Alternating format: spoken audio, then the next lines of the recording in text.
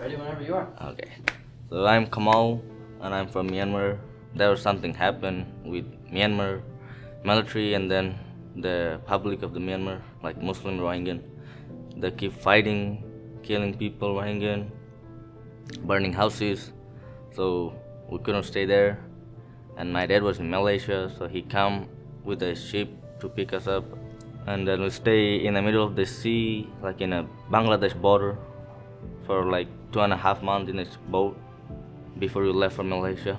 The captain of the ship left the boat. I don't know why, but some of the Rohingya people starting to drive the ship, but they don't know how. And we're just circling around, circling around. Eventually, it's like we go to the Indonesia border, they kick us out to the Malaysia border, and then it's back and forth Thailand. And then there was like Bangladesh people, Rohingya people. They have nothing to eat. There's some water for like little kids so they can drink water. They were fighting because they're not giving the water to them. Fighting, fighting, fighting. Bangladesh people broke the boat. If they see the Rohingya, killing them. If Rohingyans in Bangladesh, they're killing them.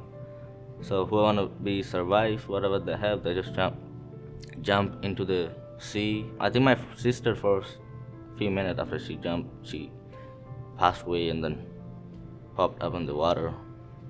After that, I was there in front of my mom, trying to save her what I can do, but I can't. And then she was drowning. I can see my bro in front of my eyes, so she passed away right there, and she popped up too.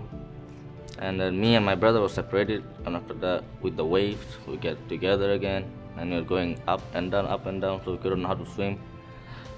And one of the Bangladesh guys saw us, and then he come save us with him. After that, I saw my dad was going drowning, like in the water. I couldn't help him, but I don't know how to save him. I don't know how to swim either.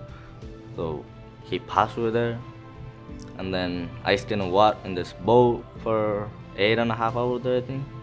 And then finally, we see a fishing boat. After a few minutes later, like there's a bunch of fishing boat come to pick us. They pick us, and then they give us food, clothing, and then they were nice, so they bring us to the Indonesia. That's how I ended up being their refugee for 2.5 years. After 2 years or 1.5 years, they come interview me, asking about me, how it's like, and what do you want to be in future, something like that. I waited and then did every medical check and everything. 3 months later, they come and say, yeah, your flight is this day, this time.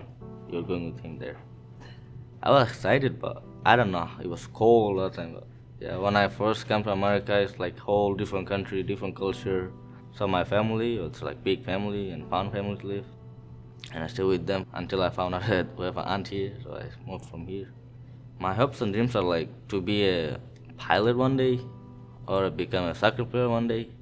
This year's helped me with like finding a family where I can feed, to stay with. So I have one brother and a sister in Malaysia staying with my uncle right now. And I keep talking to immigration, CIS people, and then in court, I have my brother and sister. I want to bring them here, but they say, yeah, you have to wait. They're in process to get here. So it takes time to come to get them here, to live with me here. So I'm waiting for them to come here. Thank you to my foster parents, and thank you to CCS.